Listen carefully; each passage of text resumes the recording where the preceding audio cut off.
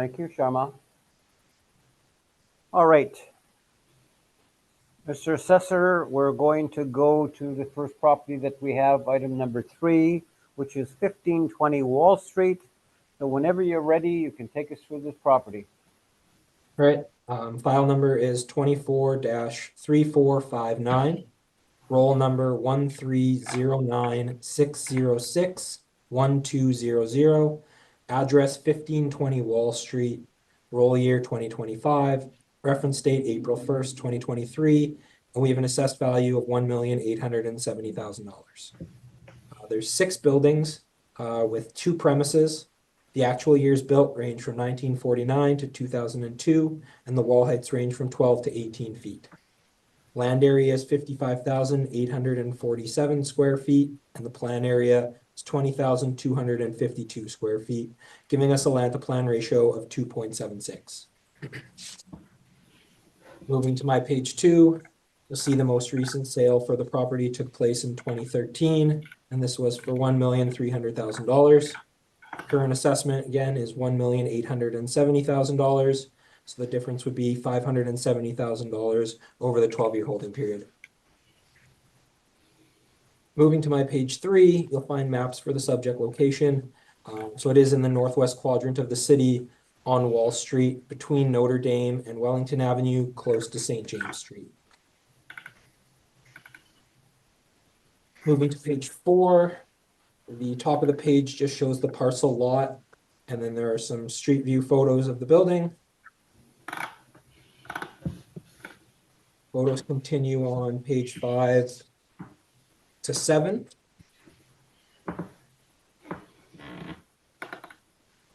And moving to page 8, you will find my rent comparables. So the lease start dates range from 2020 to 2022.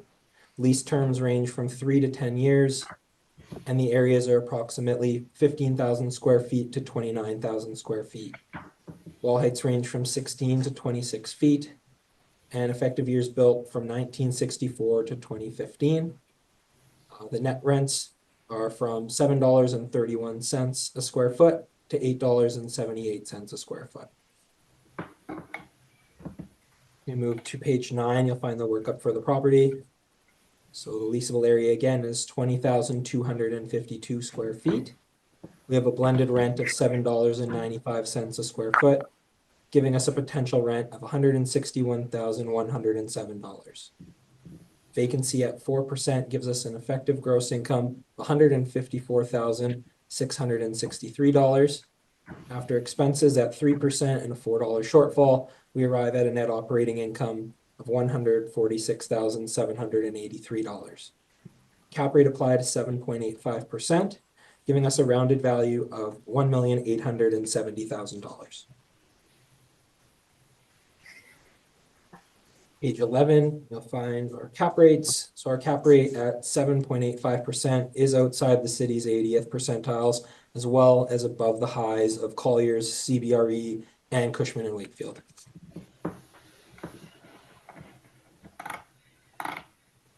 Last page is the application for the Board of Revision, and that concludes my presentation. Find the value at $1,870,000 to be fair and equitable, and would respectfully ask the board to confirm this value. And I am now open for questions. Thank you, Mr. Gretchen. Mr. Story, questions of the assessor? I have questions, Mr. Chair. Yes, thank you. Mr. Gretchen, have you visited this property? I have not. Okay, so you mentioned that it's close to St. James, but can we agree that this is on Wall Street between Notre Dame and Wellington? I think that's what I said. I'm sorry? On Wall Street between Notre Dame and Wellington. Yeah, that's what I said. Okay, right. Okay, but it's not, I mean, to be fair, it's not close to St. James. This is right across from the yard of Tech Block High School, correct?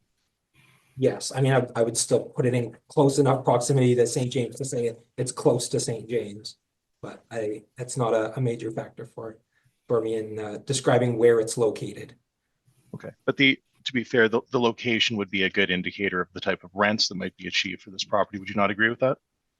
Yes. Okay. Okay. I see your point. I was using this from a location standpoint, not from. I'll leave it at that. Okay. And this property has no air conditioning? You aware of that? As per the I'm city? not Nope. aware of it. Okay, that's on the city record. Now, you're suggesting there are 6 buildings here, but there's indeed one building that's been built up in a piecemeal fashion over time. Is that not correct? Correct. And So there's, go ahead. go ahead. I was just going to say that the categorization of 6 buildings would be based on the time frame of building. Okay. But just so we're So all on the one same. building with, I guess, 5 additions, if that's how we want to look at it. Okay. And now this property, in terms of premises, you're suggesting that there are 2, but this is a single tenant building, and from my understanding, it always has been. Is that not your understanding? That is my understanding. Okay. Now, in terms of the actual year built between 1949 and 2002, to be fair, the modern edition, let's say in 2002, that would be just under 15% of the building, correct? It is a lower square footage, correct? Okay. And that wall height of 12 to 18 feet, those would be fairly low. Certainly the 12 feet would be obsolete by today's industrial standards for most users. Would you agree with me on that? They are lower wall heights, yes. Okay, and a land to plan that's sub 3 to 1 would typically be considered a very low land to building. Would you agree with me? It is also a lower land to plan ratio, correct? Oh, okay. And this model or this assessment is all model derived. Is that correct? It is correct. Okay. And so your input on this file would be the rental comps. Is that fair? You Yep. selected the rental comps? Yep. Okay. Okay. So when I look at your rental comps, this is page 8 of your brief, would you agree with me that these are all would generally be considered superior to the subject?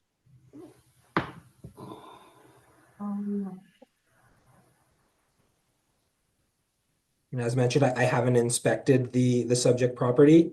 I narrowed down my comps based on characteristics closely resembling the subject property. I can't speak to the actual condition of the building that I have not inspected, but I do find the comps representative of the subject based on the information I know. Okay, the property on Henry is built in 2015 and it has 23-foot wall heights. Would that be considered superior in your mind? It would be, correct? Okay, and a number of these lease indicators, they're less than 5 years. Would you agree that typically a short-term lease would command a higher rate? A short-term lease would command a higher rate? Yes, if you were to lease your building to somebody for 3 years as opposed to 5 or 10 years, then the trade-off would typically be that you would generate a higher rent per foot on a shorter term lease. Do you not agree with me on that? In certain cases or some cases, yes. Not all the time, but I do partially agree with you. Okay, and not happen, but okay, and are you aware that 1801 Sargent Avenue is an owner-occupied space? I am not aware of that. Okay, and then Alexander, that's Bakemark, correct? It is correct, yeah. Okay, and they are, do you know if they're producing or simply storing food items from that property? I'm uncertain. Okay. Okay, I have some rebuttal to the assessor's comps, but I suppose we can deal with that afterward, Mr. Chair. Yeah, we'll deal with your presentation and then we'll do your rebuttal. Perfect. Thank you, sir. Okay. Okay, so Mr. Gretchen, we've established that this is a single tenant building, and it has been. I looked back into the history of this building going back to West End Upholsterers in 1982, and it's always been a single tenant building from what I can tell. So I guess my question is, on page 9, you've broken out these premises, or the model has at least, and there's a rental rate per square foot of $9.42. Now, based on the fact that we know that this is a single tenant building, and based on the fact that we know that your rental indicators are all below that, does that $9.42 not look extraordinarily high then with what we've uncovered? Not necessarily. Once again, I haven't inspected the building, but I'm assuming premises are broken down probably to capture different effective ages. So as mentioned, it is a piecemeal. We do have different years built, with one portion being 2002. So if we were adding this as one premise, would you not understand that or agree that the effective year built wouldn't apply to the entirety of the building as opposed to that portion? You'd also mentioned the air conditioning, so that could be another factor. If part of the building has air conditioning and part of the building doesn't have air conditioning, there would need to be a way to separate those two units Okay, or and just to two be clear, portions of the building. the city record does indicate no air conditioning for the entirety of the building. It's a storage warehouse, correct? It is a storage warehouse. I'm currently looking for air conditioning here. Sure. You'll have to search the BA record for 1510 wall, Mr. Gretchen. You won't find it under 1520. It's on your record at 1510. That's how you find it in the BA record. At any rate, we can proceed. So you'd mentioned something about breaking these down into different premises, but would you agree with me that from a market perspective, if this building were to lease, it would not be leased at separate rates for separate premises, but rather one rate across the entirety of the leasable area? Is that not typical market As a single practice? tenant rental, correct. As again, I haven't inspected this property. I don't know if it does have the capacity to be rented out as 2 units. So that's something I'm uncertain of. There's a single occupancy permit covering the GLA of this property, correct?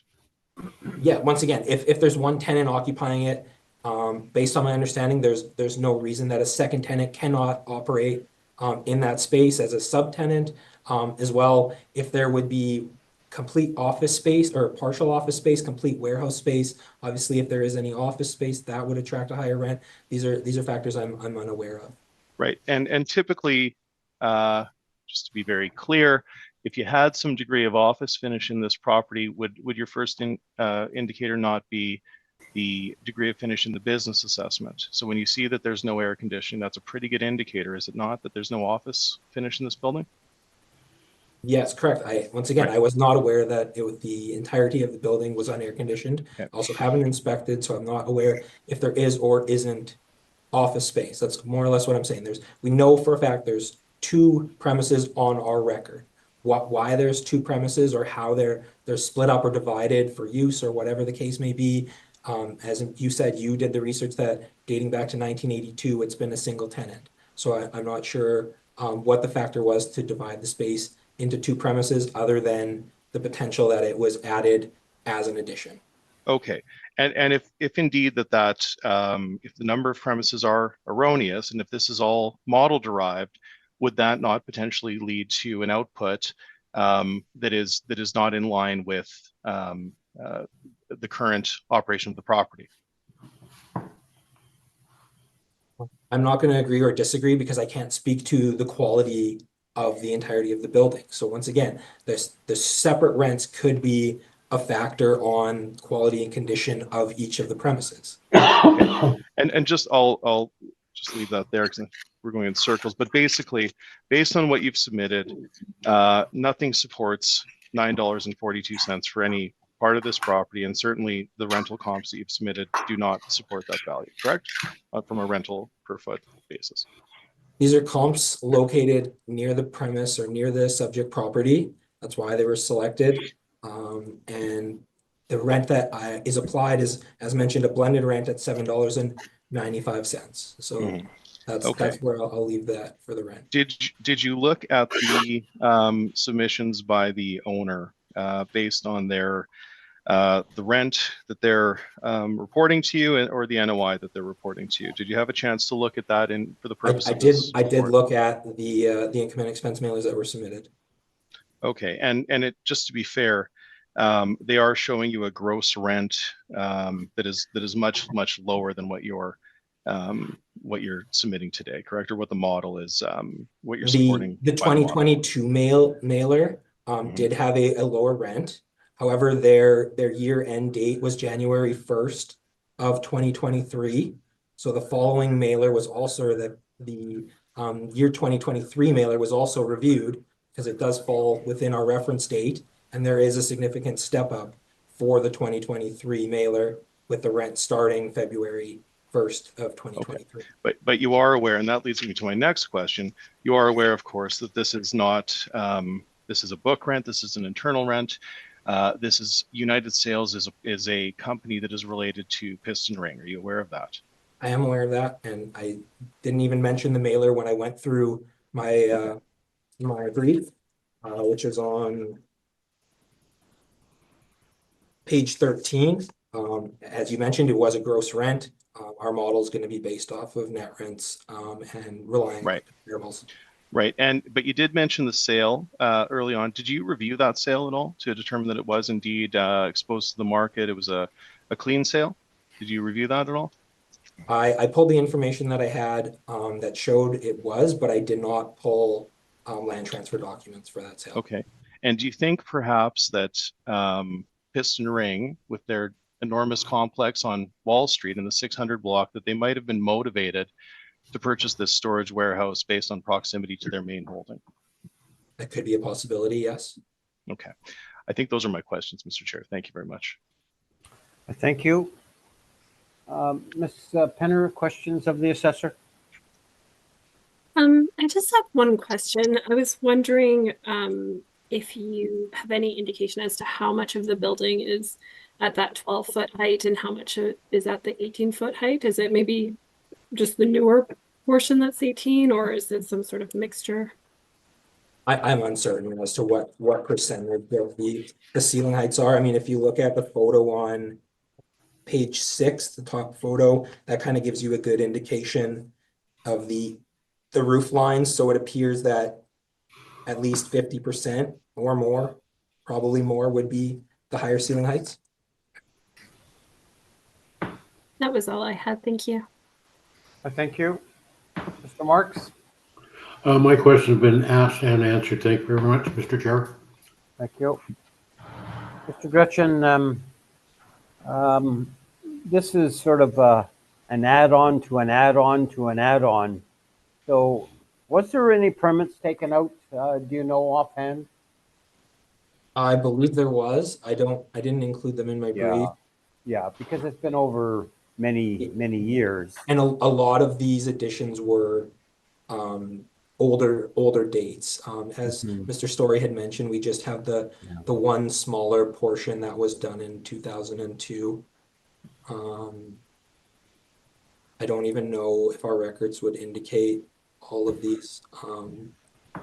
I may not be able to answer the question or give you the answer you're looking for, just because it would take me a while to try to pull up each of the permits.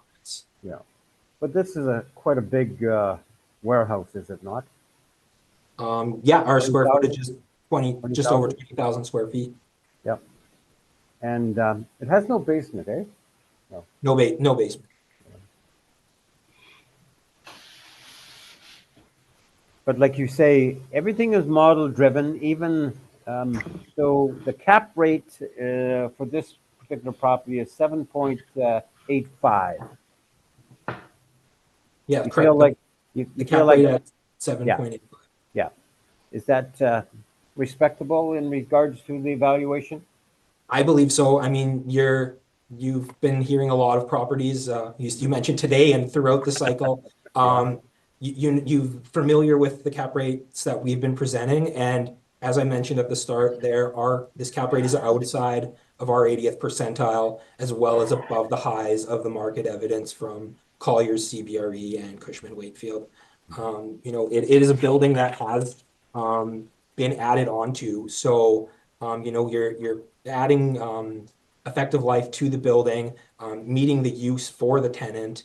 As mentioned again, I haven't inspected, so I don't know as to the quality and condition of it, but I would say at 7.85, we're at 20,000 square feet, not in a bad location. And there is, I mean, the land to plan was small, but it's not that small. There's still adequate space for parking, storage, another addition if they feel up to it. So yeah, I believe that 7.85 market cap is fair. You had talked about the sale in 2013 of 1.3, and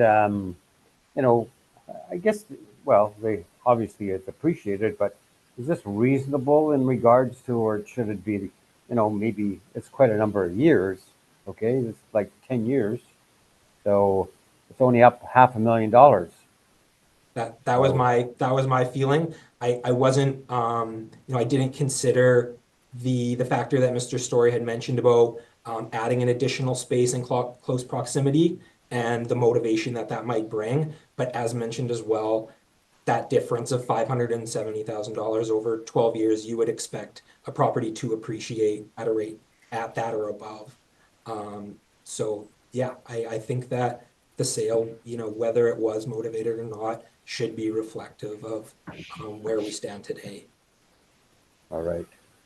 I thank you. Mr. Story, I think we're ready for your presentation. Then we'll deal with the rebuttal that you have.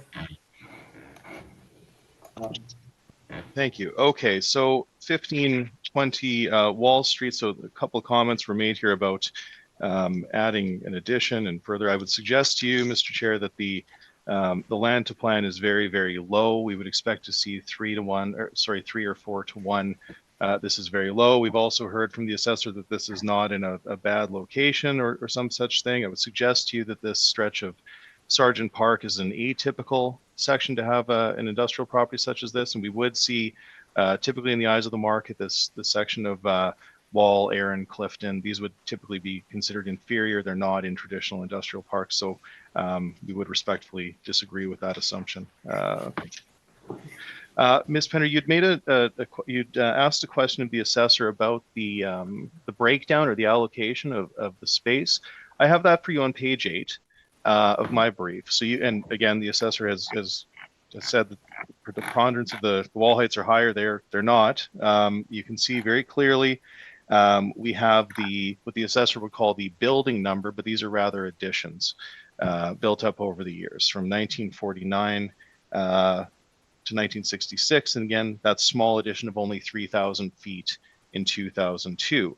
So all this to say, Mr. Chair, that between 1949 and 1959, 81.26% of this building was built. That is what is giving rise to some degree to that higher cap rate of 7.85. We've used 8%, which is exactly where this ought to be in terms of capitalization rate. And I'll point out as well, we've provided you with a full cap rate study, and the building directly next door sold at a cap rate of 8.65. So we are not out of line with our 8%. It is certainly above the brokers' tables. I would put no weight on the city's cap rate evidence at this stage. There are no sales to support their assumptions. We don't know how they generated their cap rates. But if we look to our study, which includes sales, and we look to the brokers, this would typically be considered a non-investment grade property. It's too old, quite frankly, and it's just a standard unheated or uncooled storage warehouse, I should say. So we have to keep that in mind, and you'll see the vast difference in perhaps why the city is missing the mark on this property when we go through the review of the comparables. Ultimately, we've applied a rent of $6 per foot. That's supported by the rental indicators that I've supplied on page 13. My best comparables here are on Midland Street. Midland is one street over. This is certainly more comparable to Midland than St. James, as the assessor pointed out. Midland is a very good comp. Wall is in as well, a 1090 Wall, a 1962 build. It's smaller, but that's a $5.33 rent.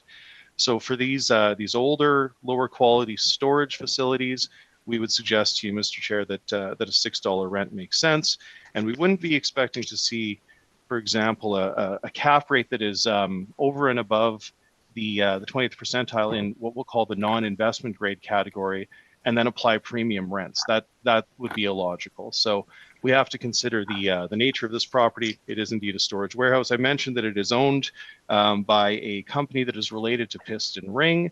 So they are storing auto parts, and of course their main holding, their retail, and their sort of flagship is on, I believe it's the 600 block of Wall Street. So just a few short blocks away. That would motivate that purchase. I don't believe that the purchase price should be considered and somehow adjusted to today's value when that is clearly a motivated purchase. And frankly, the mathematics that are being put forward by the assessment department don't seem to hold, quite frankly. So we looked at this property and suggested that the cap rate ought to fall between 8 and 8.5%. I've used 8%. That rent at $6 is reasonable. The vacancy and some of these other prescribed allocations are not in dispute. So we're not concerned with the shortfall. We're not concerned with any of the other adjustments. But ultimately, Mr. Chair, we are just a touch off on the cap rate. We believe that 8% is quite fair. I think there's a very, very good case to be made at 8.5%, given the sale of the neighboring property.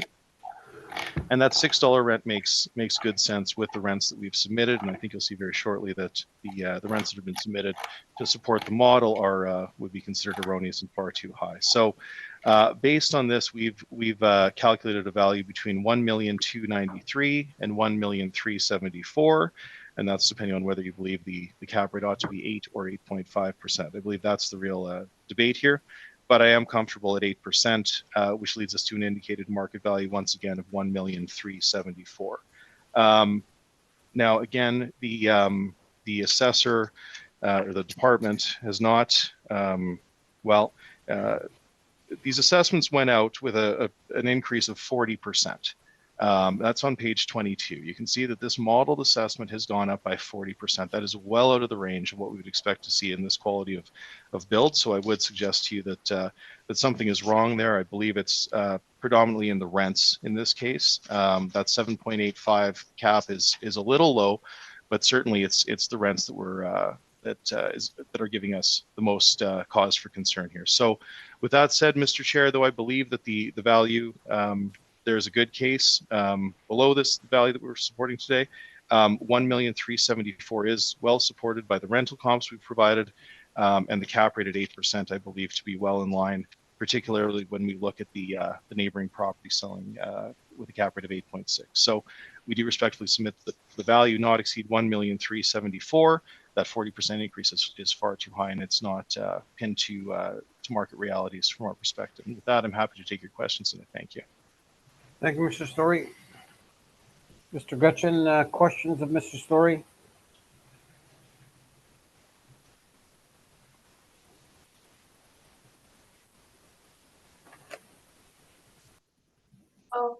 Mr. Assessor, you are on mute. All right, double clicked it. On your page 16 regarding vacancy, on the bottom of the page, you indicate that the vacancy rate you'll be applying is 3.5%. And then in your workup, you apply 4%. Yeah.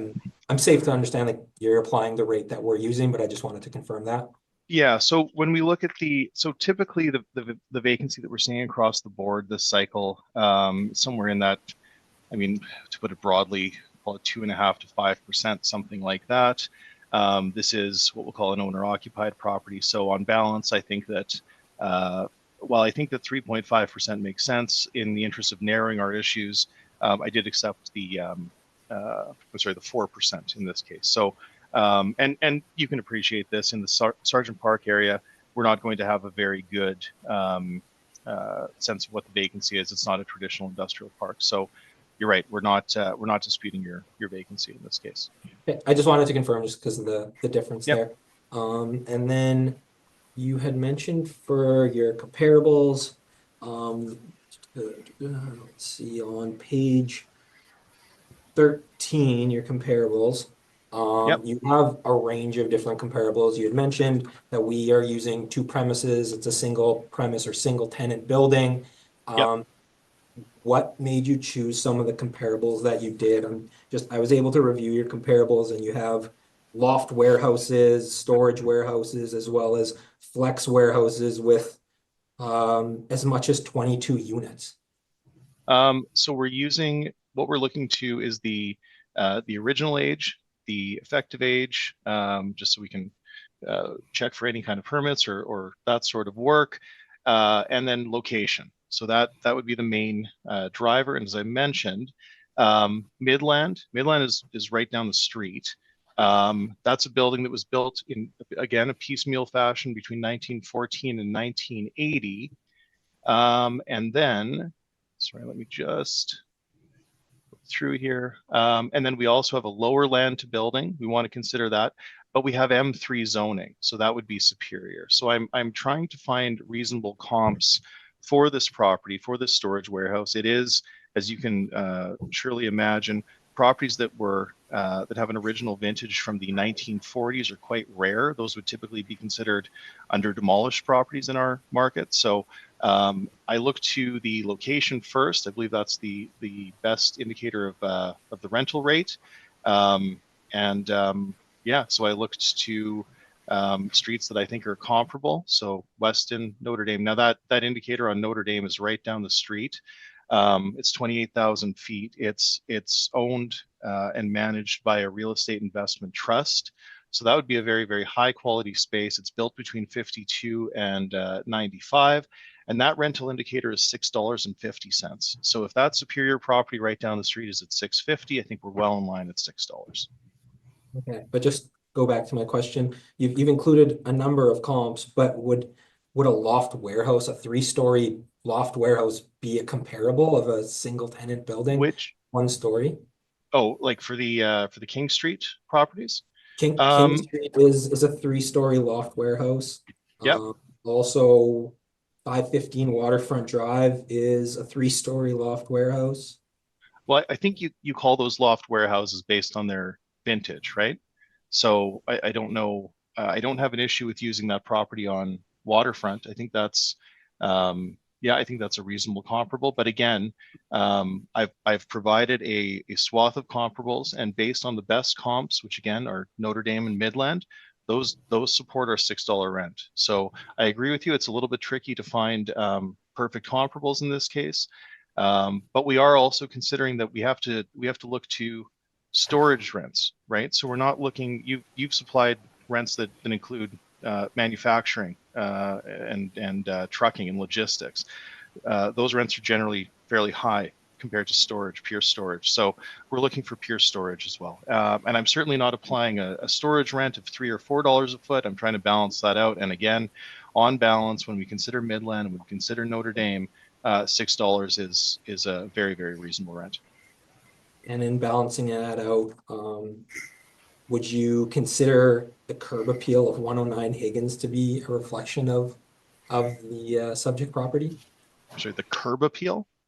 Yeah, like if you look at the subject or the comparable at 109 Higgins, you're seeing boarded up windows. I know who the tenant is, but the building is covered in graffiti. It is again an older building, but just to yeah, no, 109 Higgins actually. I mean, well, frankly, Mr. Gretchen, some people would find that to be aesthetically pleasing. That's the graffiti gallery, so that's a little different. But it is a former storage warehouse. It was a tire shop. It is actually in a pretty good location in terms of logistics. So I don't. Again, I think we're going in circles. I'm suggesting to you that my best comps are on Notre Dame and Midland. They're right down the street, and they support $6. So 109 Higgins, yeah, I agree with you. There's actually the interior of that space is fit up for as sort of a resource center. So it would likely be superior, quite frankly. But and that graffiti is not based on nuisance behavior. It's based on the fact that it operates as the graffiti gallery of Winnipeg. That's so why that's I sort of mentioned decorative. I've known who the tenant is, but in terms of just general curb appeal or attractiveness to any other potential leaser, renter, purchaser. Well, I suppose that would be subjective. Okay. And then you had also mentioned a few times your comparable number for 30 Midland. I just had a question regarding the lease there. Are you aware of any other leases in place? Yeah, we have 2 there, right? We have one that's 14,500 feet, one that's 28,000 feet. And those are actually, so this is interesting. One of them is $4, the other is $6.40 gross. So when we net that out, it's much lower. But that's a $6.40 gross rent, and it runs starting October of 2022. So that's right before our reference date. So a $6.40 gross rent in a property that is, well, I think it's superior in a number of ways. That again supports our $6 rent. So that's a short-term gross lease, as I mentioned to you. shorter leases typically command a higher rent per foot. So I've included it here. And again, I think that the inclusion of that lease might indicate that the lease rate for our storage warehouse ought to be lower, but I'm very, very comfortable at $6. Okay, yeah, the reason I asked was I was trying to review the income and expense mailers for this property. The submissions were pretty murky. There was one indication, once again, I didn't rely on, but I wanted to ask if you were aware of any other rents, because one of the pages on the mailer, they do indicate the same square footage that you have $1.58 for as a $5.75 net rent for 28,104 square feet for January 1st of 22 to January 30th of 2028. So they're our client. So we're very familiar with the rent roll and with the so we do take great pains to ensure that those gross leases are netted out, and that's what we've done here. So I'm not sure what you're looking at. If you have something in rebuttal, I'd be happy to look at it. But this is what we have on file. We have a $6.40 short-term gross lease, and that's exactly what we would expect to see for this type of property. And once again, that supports our $6 rent in subject. That concludes my questions. Thank you, Mr. Story. Thank you, sir. Ms. Penner, questions of Mr. Story? Just one. If I could find the page, it was just in regards to regarding the property next door, you indicated as a recent transaction. I noticed that it said that the rent, I can't find the page right now, but it said the rent was imputed, and I just wondered if that was indicative of a owner-occupied property. No, it's because it's sold vacant. So we have to determine, and it's, and I thank you for bringing that up. I should have mentioned this, but the rent that we used to impute that cap rate was $6 per foot. So we believe that the market for these older, predominantly storage properties in this stretch of wall. This is right across from the backfield of Techlock High School. So this is this stretch of Sargent Park. We have a number of indicators that lead us to believe that $6 per foot is indeed appropriate, and that is what we use to impute that rent. So thank you for asking. That's further support for our $6 in subject. Yes, thank you. Yeah, that's all I had. Thank you. Mr. Marks? Yes, on your page 8, you've got the different years the bills were taken on this building. Yes, sir. Were there building permits taken out on those different builds? It's a good question. I'm not sure. I know that there's, I saw something, I believe, from 2002. Now, I suppose if we went deeper into the archives, we could likely find those permits. Right. But when we go online, Mr. Gretchen might know more about this, but I believe that the online permit record only takes us back to the year 2001. So I'm not quite sure, but I do know that. So this property in, well, let's say in the late 90s, early 2000s was occupied by First On Site. There was a textile operator in here, and then prior to that, it was West End Upholsterers. So based on those tendencies, it would always have been likely a large storage warehouse, that kind of thing. But in terms of the permits or the cost or any of those details going back to the the 40s, 50s, and 60s, I think we'd have to go into the archives to find them. But I have not done that. Yeah. And is there not a small office space in this structure? It's the indicator shows online that it is entirely that there's no air conditioning. So if there is any kind of office space, it would be very much ad hoc. It wouldn't be your typical upfront 10% office that we would see in standard industrial properties. That's my understanding. I have not had the opportunity to inspect it, but I do think that if you look at the photo on that first little area, it does look like something like a shipping office. So, right. but the indicators do show that there's no that there would be no degree of finish. So even if it is office, it would be very, very low grade, and in that case, it would not be considered office finish for our purposes. Okay, thank you very much. No further questions. I thank you. I have no questions. Mr. Story, we're going to deal with your rebuttal, and Ms. Sharman. The rebuttal has been shared on SharePoint. You can refresh your SharePoint and it will be there as item number 3. Okay. applicant rebuttal, and Yeah. Mr. Assessor, have you received the rebuttal? I have, yep. Okay. Okay. Has everybody got the rebuttal? And just signify that yes, you do, and we'll continue. Where is it? It's as item 3, file number, property address, and then applicant rebuttal. I had to refresh mine in order to be able to see it, so I'm not You sure. have to refresh the SharePoint. Yeah.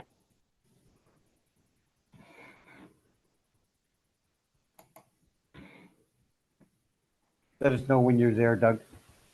Yeah, you sec. Yep.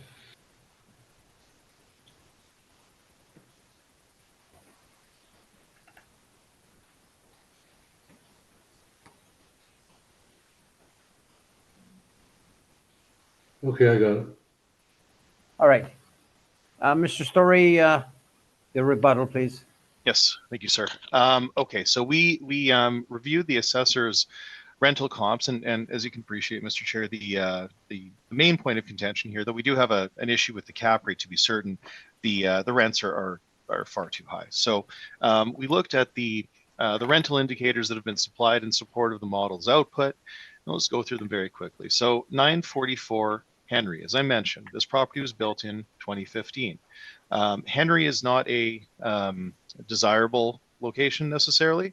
However, this is a fairly high quality building on that street.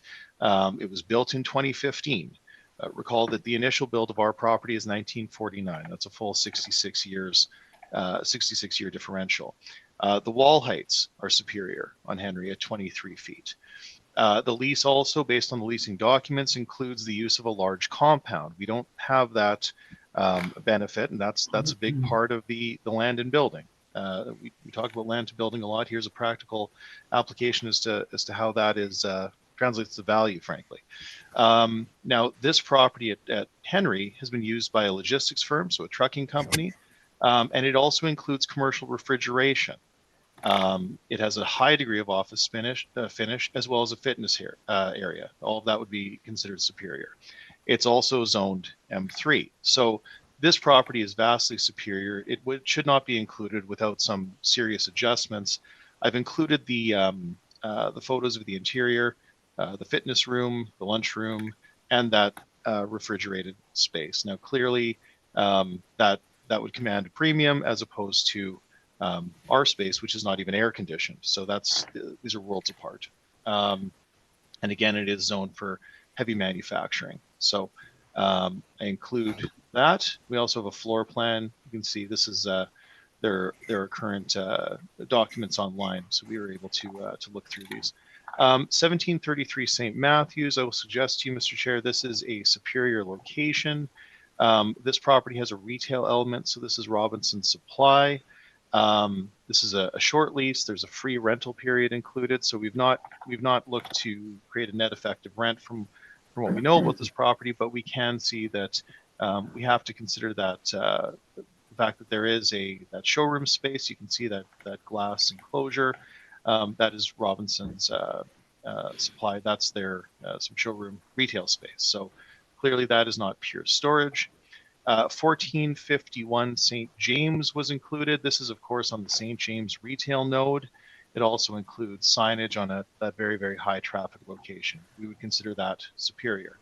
I asked the assessor if he was aware about 1801 Sargent. I've mentioned this to a number of assessors in the past, and it continues to show up in the rental comp. So I went to the company's office and I got the details. So here's the owner details for the rental indicator for Matt Master. You can see it's indeed owned by the Schwartz family. We work for these folks, so we know this to be true, but it is indeed supported here again. That numbered company at 1801 Sargent has the same director information as the director information for Matt Master. So that's not a market rent, that's an internal rent. 34 McDonald, I could not find much information about other than the fact that it does appear to have very good sighting on site. And it does have It has a 50-foot clear span, which would be desirable, and 20-foot ceilings. So that would be considered superior to our property. And then 1000 Alexander, I found some photos online. You can see there is an interior. There's some office there. And the exterior is, of course, bake mark. So couldn't find any further details about that. I'm not sure if it's owner occupied or not. I would have to dig into that further, but unfortunately I ran out of time. But ultimately, all of these rental indicators would require some adjustment to be considered comparable to our subject. So I would request that that our submission on the rental indicators be given weighted consideration, as the assessor has supplied rental comparables that I believe to be superior. And also we have that issue of breaking these premises apart, which doesn't bear any resemblance to market behavior. So I'll leave my rebuttal there, Mr. Chair, but we would respectfully submit that the assessor's rental comparables not be considered without substantial adjustment. Thank you. Thank you, Mr. Story. Mr. Gretchen, questions of Mr. Story? No questions. Thank you, Mr. Chair. Panel members, any questions in regards to the rebuttal? None for me, thank you, Mr. Chair. No questions from me, thank you. All right. Thank you. I have none. So either party wants summation? No summation, Mr. Chair. Mr. Just Story? very quickly, very quickly, Mr. Chair. The increase of 40% is outside of the realm of what we'd expect to see, clearly, and that's frankly why we're here. The cap rate of 7.85 is on the low end. We believe that the base cap rate for this property ought to be no less than 8%. There's a good argument that it ought to be somewhere between 8 and 8.5. However, when we balance out the other indicators that we've applied, such as that $6 rent, we feel that the value that we're coming to is very much indicative of the market and should be reduced to $1,374,000 for our exercise today. And with that, I thank you very much. Thank you. Let's move on to the next, or the last property that we have is 289 King Street. Mr. Gretchen, whenever you're ready.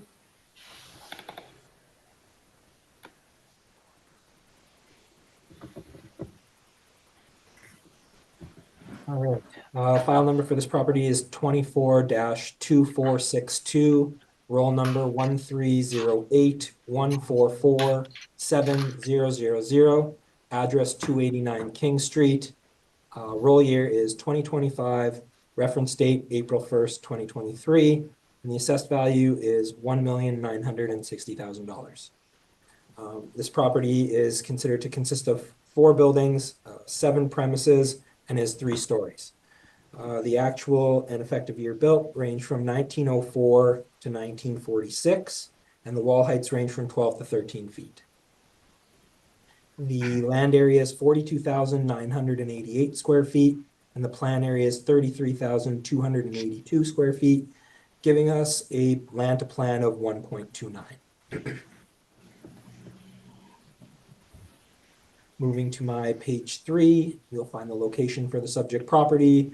It is in the northwest quadrant of the city on King Street, close to downtown, just off Main Street between Notre Dame and Higgins Avenue.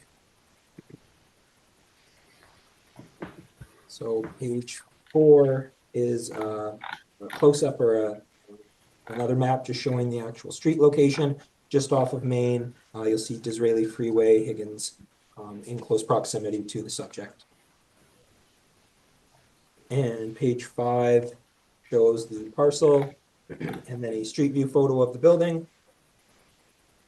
Pages 6, 7, 8, 9 are additional photos of the subject. And moving to page 10, you will find the rent comparables. So rent comparables, lease range date start from 2012 to 2020. Lease terms range from 5 to 15 years, and leased areas range from approximately 2,400 to 27,000 square feet. Wall heights range from 11 to 13 feet. Effective years built from 1905 to 1930, and net rents range from $4.06 to $9.25. So I will mention that all of these comparables are loft warehouses and in close proximity to the subject. Moving to page 11, you will find the workup. So there are a number of premises here, and the total leasable area at the bottom, you'll see 97,999 square feet. We have a blended rent of $3.84, and a potential rent of $377,183.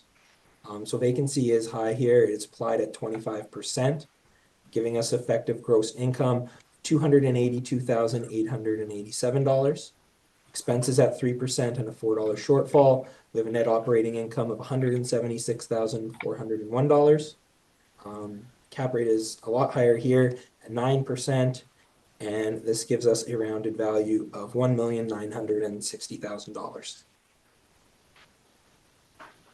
Our cap rate on page 13 at 9% is again outside the city's 80th percentile, as well as above the highs of Colliers, CBRE, Cushman, and Wakefield.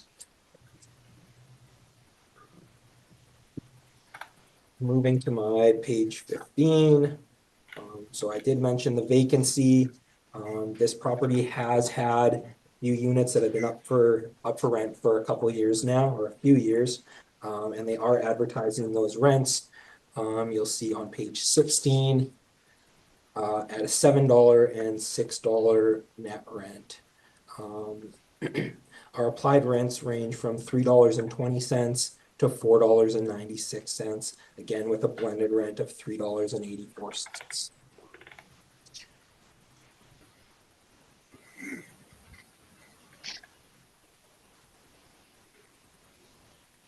And that concludes my presentation.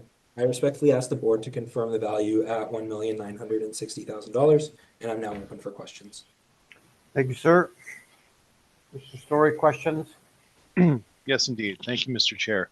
Mr. Gretchen, have you visited this property? I have not. Has anyone from the city visited this property in recent years? Off the top of my head, I'm not aware. I mean, that's something that I can pull up to see if there's notes on an inspection, but I'm not aware. If you haven't visited, that's fine. Can we agree that there are some fairly substantial locational challenges with this property? Location for industrial space is not ideal, correct? Okay. Wall heights are extremely low for an industrial property, correct? They are, once again, this is a loft warehouse. Right. And that land to plan of only 1.29, that would be considered exceptionally low as well for today's industrial users. Is that fair? Yes, I do agree with that. Okay. And those are, would you agree with me that those are incurable deficiencies in the property? Those are not going to be ameliorated, correct? Correct. Okay.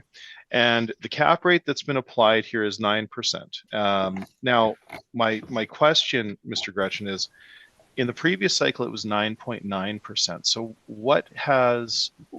if we can agree that these deficiencies are incurable, then why has the model adjusted the capitalization rate by 90 basis points? That would be an extraordinary adjustment. That would indicate that some great deal of amelioration has happened, would it not?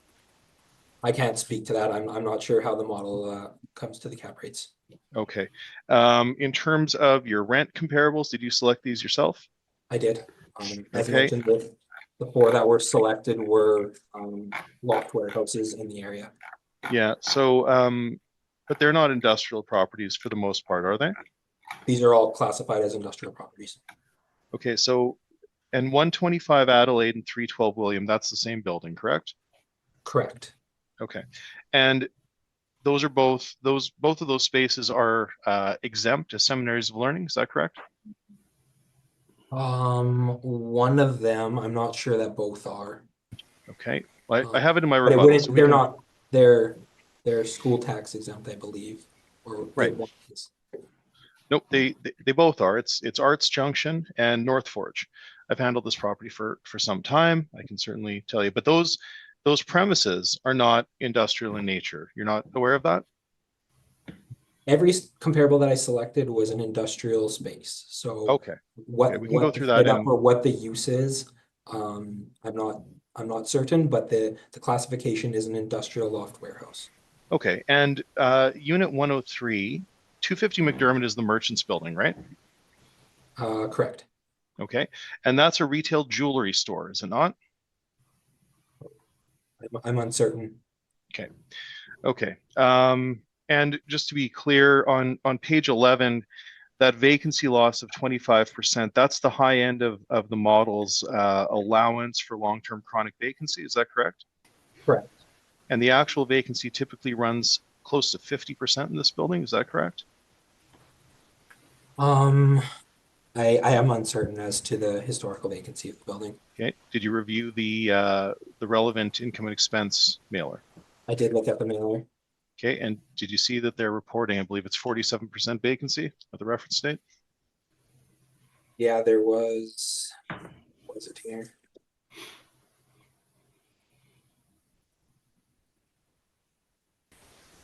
Yeah, they reported for this cycle 50.4. Oh, sorry, 50.49. Okay, right. Okay, and then also, I think if you look at the NOI on that same form, they're showing you that they're losing $46,000 a year, correct? That's what they're showing, correct? Okay, and they're also showing you that those rents are short-term and they're month-to-month, correct? They've checked off the boxes on page 21. If you look where it says month-to-month lease, right? Okay. I think those, I'll leave my questions there. Oh, sorry. One last one, Mr. Gretchen, this leasing document, you're quite right. The space has been exposed to the market for some time, but this would be considered a post-reference advertisement. Is that fair? Nope. No, it's okay. So what year is this from?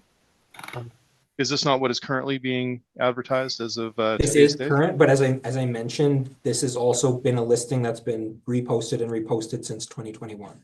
Okay, but those lease rates would be considered post-reference, and they are indeed asking rents, correct? These are the same asking rents from the same listing from 2021. Oh, okay.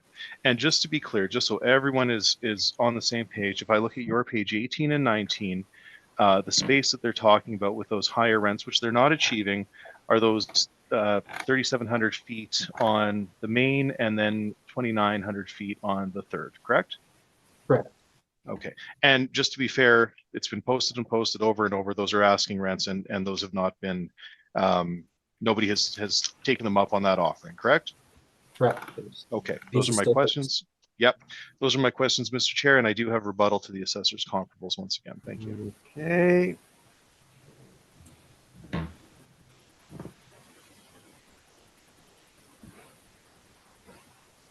I thank you, Mr. Story.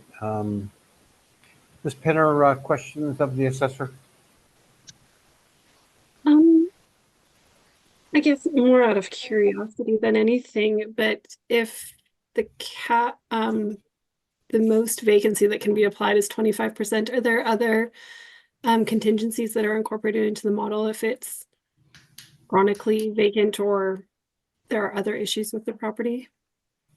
Yeah, so when the model's applied, it wouldn't be generating necessarily a 25% or 25% vacancy. This would have been something where we are trying to address it due to chronic vacancy. So this 25% has been applied specifically to the subject property. In terms of how long it's been vacant for, or if that's subject to change, those leases are out there. As Mr. Story mentioned, they haven't been filled. Have they been given the opportunity to fill that space? Obviously, that would be reflective, but due to the large space of this building, and I will admit, like it's not a highly desirable location. It isn't in great condition, but the model is trying to reflect that through a low rent of 384 as well as a very high cap rate, 9%. So yeah, I'll leave it at that. The cap rate is as well trying to take into consideration those factors. Thank you for that. I thank you. Mr. Marks? Yes, just one question. This is model driven, correct? Correct. Yeah, the workup is model driven. Why then would the model knock the cap rate down from 9.9 to 9%? That's something I'm uncertain of. So there would be factors that went into when building the model. and those factors would play a role in generating a cap. As I'm sure Mr. Story's going to mention when he gets to his rebuttal, there aren't a lot of comparables for this style of property. It's extremely dated. It's a loft warehouse, hence why the ones that I included were only loft warehouses. Pulling any kind of storage warehouse wouldn't be reflective of this style of property or type of property. It is a 3-story building with low ceiling heights. So, and then also that low plan to plan ratio. And that should all be factored into the cap rate. But why it decreased, I'm not certain. Okay, thank you. No further questions. Thank you, Mr. Chair. All right, thank you. Mr. Gretchen, the city, the maximum that they're going to use for chronic vacancy, it's always 25%. I've never seen it go past 25%. But Nor have I. to offset everything, it could be reflected in the cap rate that you're using. All right. Okay, that's fine. Mr. Story, we're going to deal with your presentation and then we'll go to your rebuttal. Terrific. Thank you, sir. Okay, so as we've established, we are at 289 King Street, and Ms. Penner and Mr. Marks and Mr. Red, you've all made very good comments and questions of the assessor regarding that chronic vacancy allowance, and I'm fully of the opinion that anything over and above that 25% allocation should be captured in the cap rate. The cap rate is sort of the catch-all for the numerical representation of risk for the property, and seeing that cap rate that was agreed upon at 9.9 drop by 90 basis points is frankly, it's quite egregious. Based on the amelioration in the industrial market for what we'll call investment grade properties, we're typically seeing compression in the cap rate between 0 and 25 basis points. That's for the best of the best. For the lower grade product, the under demolished stock, we would not see any compression. So that 9.9 frankly ought to be applied, and that's frankly what we've done. That's exactly what we've done here. For these properties where they're in these tougher locations, we're seeing insurance rising, we're seeing nuisance behavior and that sort of thing rising. So coupled with the incurable deficiencies, I'll say, based on the vintage of this property, that cap rate adjustment is again, it's egregious, and it's leading to an increase cycle over cycle of 45%. So once again, the last two that we have to deal with, the reason why we're here, Mr. Chair, broadly, is because these increases are they're extraordinary. So we're trying to ensure that the assessments are tied to the real world and market. So once again, we have this very old warehouse. It's the original build is 1904. Once again, on page 11, we have the different sections broken down. We call them building number. That's how the city breaks it down under what we'll call the building details page. That's something that we're able to see. So we've broken it down here, so you can see that the wall heights again are almost exclusively at 12 feet. 32,000 or 13 feet, but basically we're at 12 and 13 foot wall heights. We are in the CPR neighborhood of Winnipeg. You'll see I went by this morning to get some photos to include in my rebuttal for you folks, so you could all see exactly what we're dealing with. One of the issues that we're facing here is this is the stretch that has been named Hope Alley, I believe, and it's named that because this is the stretch where the folks go from the Salvation Army's main holding on Main Street and Henry, and they go through this alleyway to Siloam Mission, and this property is right on that path. So the building's covered in graffiti on the exterior.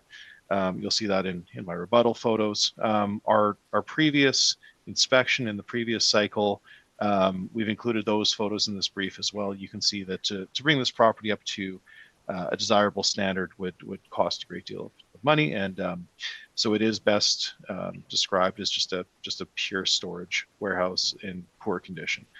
We noted on our last inspection that the service elevator is inoperable, cracks on the walls and in the floors throughout the building. lots of replacement repair work and painting, and I won't put too fine a point on it that, but you can see in the photos.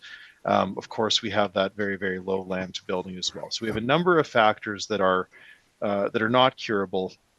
And so once again, we'll continue to apply that 9.9 cap rate. And from my perspective, the argument now is at what point do we start to talk about land only or land less demolition? But there are no plans to demolish the property in the short term. So if we are to take an income approach, it is appropriate to use those very, very high cap rate to represent the risk, and then look to the actual rent that's being generated. Though I do note once again that the property is losing money. They're reporting to us that they're losing $46,000 in the last year. So we have to take all of those factors into consideration. If you look on my page 16, we worked to net out the actual rents for what is being leased. And then we've applied now 56,716 square feet of this property are vacant. So we have to apply what we'll call a market rent for this property to that space. Again, we have rents for Kitchen Craft and Tag Warehouse. Those are 16,000 square feet, so much, much smaller. They're at $295 and $3 a foot. So even though we are well within our rights, I would suggest to apply a rate that's lower than $3 per foot. If we apply economies of scale, we want to keep this, we want it to be in line with what we believe to be a sort of a reasonable rate. So though it is slightly low, it is well supported at $321 a foot, or an overall market rent per annum of $314,711 if they were to fill that vacant space, which of course Mr. Gresham and I have now agreed upon has been, it's not for lack of trying. They've marketed the space and simply they're not able to fill it. So we have to consider that. So we've applied those rents, and I think ultimately, based on that cap rate of 9.9, which again is simply represents 0 basis point compression from our previous, from the model and our acceptance of that rate, we don't see any amelioration to some of these factors that are affecting this property. And certainly by adjusting that cap rate by 90 basis points, we're seeing a percentage increase cycle over cycle of 48% on a building that is frankly in trouble, and we're looking now at potentially land less demo costs as for our next position. So the balance of my brief includes those income and expense mailers, a number of photos. You can see the interior condition. You can see that there's a great deal of work that would be required. And then I also have that floor plan that's taken from that listing that Mr. Gretchen has supplied in his chief evidence. So with all of those factors taken into consideration, Mr. Chair, we do believe that a value for assessment purposes at our reference date of $1,328,000 is appropriate, and would respectfully submit that the value not exceed $1,328,000 for our purposes today. And with that, I'm happy to take your questions, and I thank you.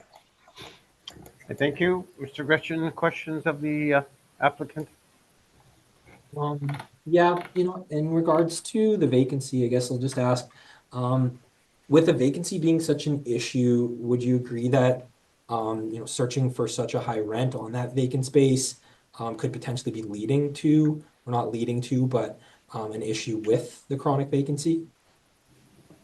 No, I don't think so, because if we look at the actual spaces there, you can see that they're willing to rent for $3 or less.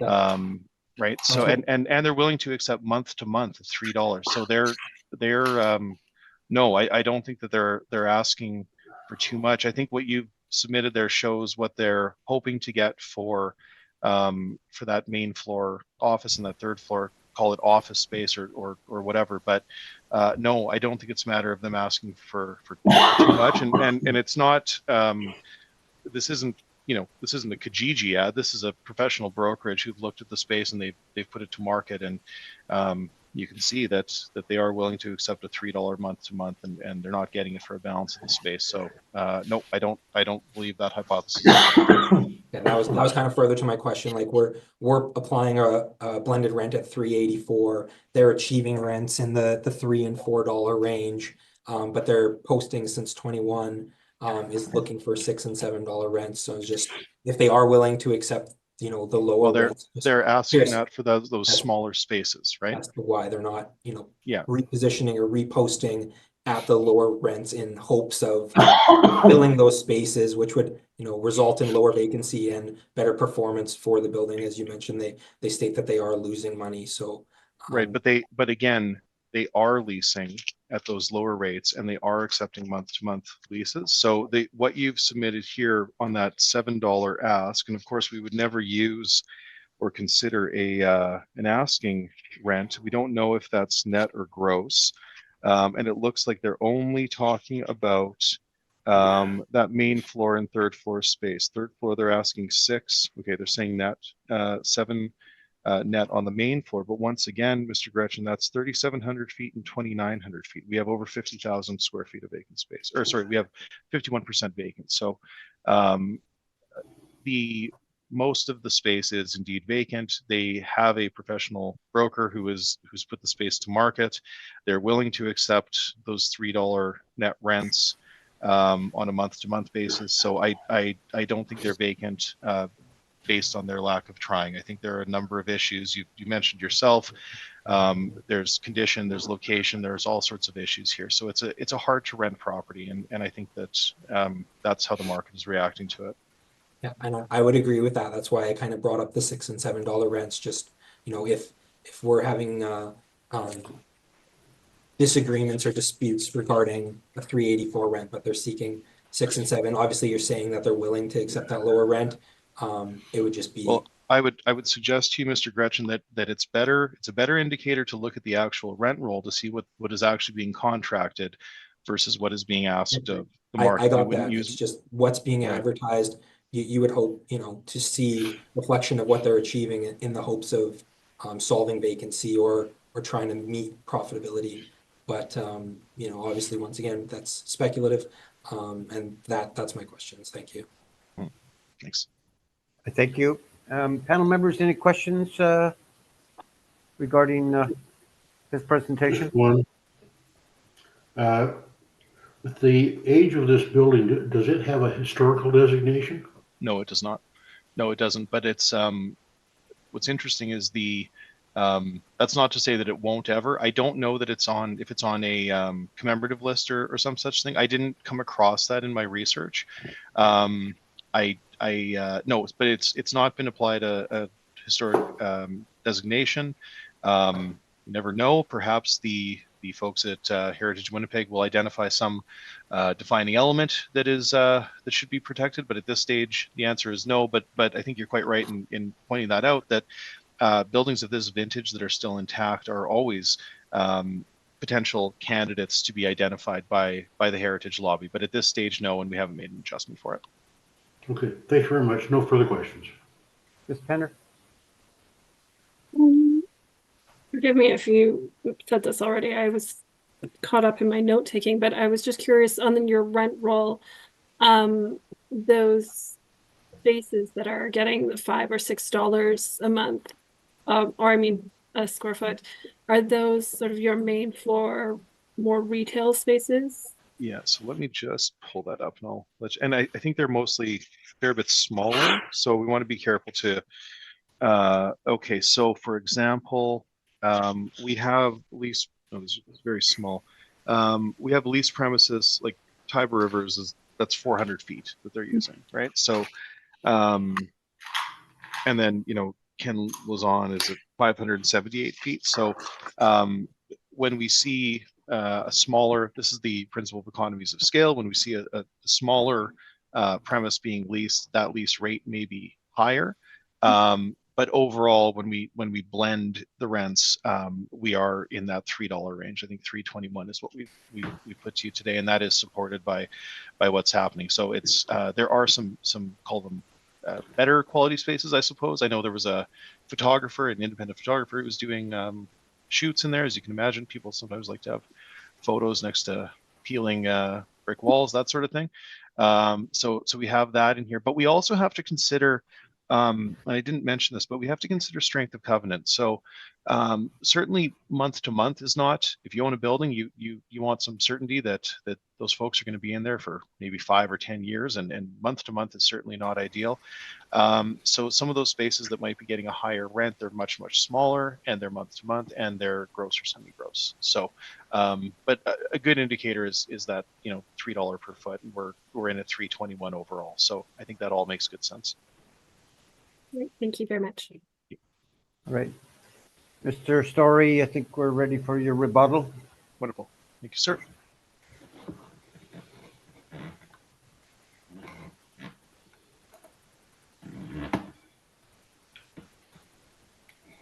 And is everyone on page? May I proceed, Mr. Chair? Yep. No, I'm sorry. No? It's okay. Sharma, was it sent? And Yeah, it has been sent. okay, You just have to refresh your SharePoint. yeah, And refresh. the processor have to check the email if he hasn't already. Okay.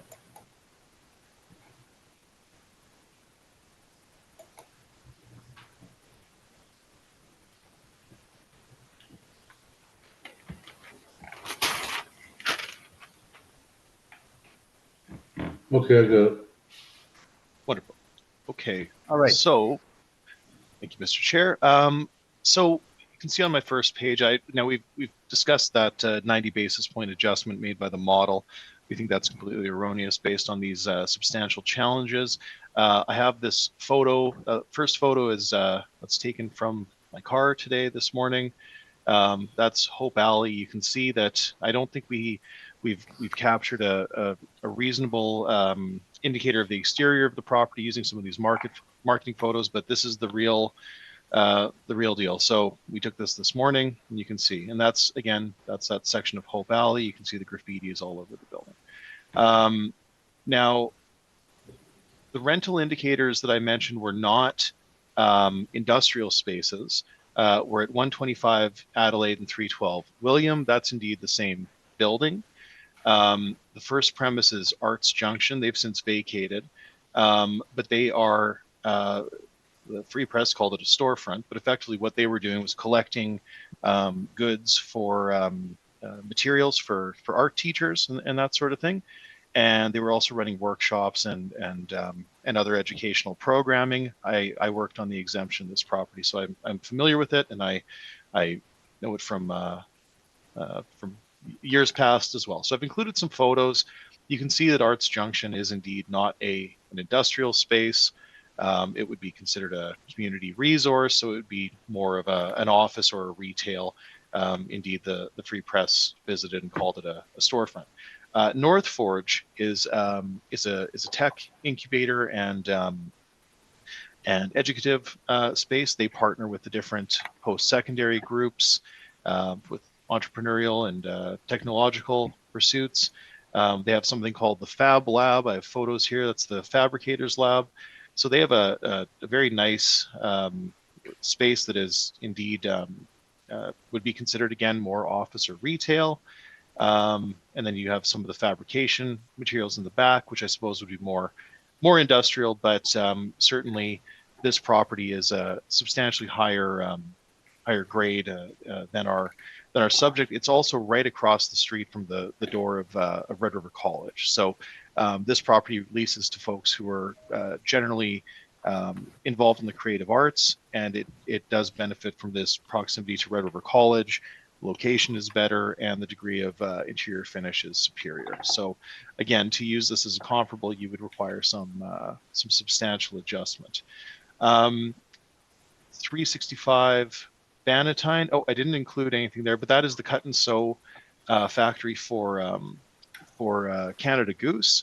So it is a much larger space. I'm not sure why the assessor has only used 27,000 feet. I believe it's something like 80,000 feet in that building. But if that rent is $475, and that's a production facility where they're actually doing the cutting and sewing for the Canada Goose product, that again supports our storage rent of $321. I mentioned again, and that is an industrial use, an industrial premise, no issue there. 250 McDermott is that's Sutton Smith Works. So those two, that's the Merchants Building. So the two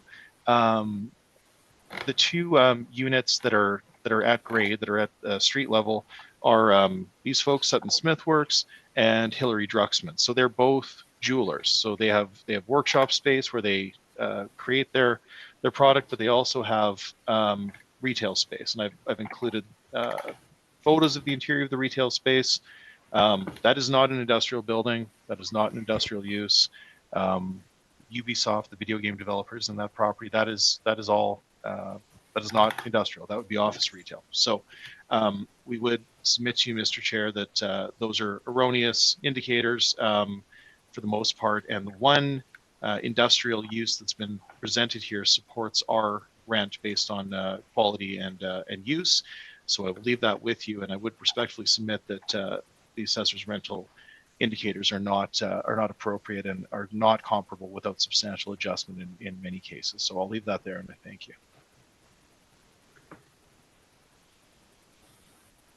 Right, I thank you. Mr. Gretchen, questions of Mr. Story? No questions, but just a statement into his last remark there. The comparables that I chose, as I mentioned in my presentation as well as in his, are very limited. Loft warehouses, comparables are hard to come by. The comparables that I included are all loft warehouse, and at the current time are all classified as industrial space. So although their fit up or their use might not be industrial, the rents being applied are based on it being industrial space. Yeah, that would conclude, I guess, my question or my statement on that. When we do our search for comparables, we have the opportunity to select retail, office, industrial space. I have selected strictly industrial space, and these are the comparables that are generated. And that's why I chose them. They're all multi-story loft warehouses. Thank you. I thank you. Summation, either party? More or less, that was my summation. Thank you, Mr. Chair. All right. Thank you, Mr. Mr. Merritt. Story? Yes, just very quickly. Clearly, the degree of fit up is what would drive the rental rate. So, using a retail jewelry store for in the heart of the exchange in an iconic building like the Merchants Building would not be appropriate when we're looking at this much older or this old purely storage warehouse that has a number of challenges that we've identified thus far. So, just based on this property and the previous property, Mr. Chair, we don't believe that the model has adequately reflected a market view of this property, and that's evidenced, of course, by the fact that these increases are north of 45% both. So we would respectfully submit that our submissions be given weighted consideration, as they are, from my perspective, more balanced and researched, and certainly are more in line with a market view of these subject properties today. So I will leave that with you, and I thank you very much. All right, I thank you. We have heard all the items scheduled, and this hearing is now adjourned. So, gentlemen, thank you very kindly for your presentations, and results very soon. Wonderful. So thank you. Thank you, everyone. Mr. Chair. Thank you, members of the panel. Good weekend. Yeah, everyone have a good long weekend. Happy Yes, Valentine's Day. good one. Happy Valentine's Day. You too. Send flowers.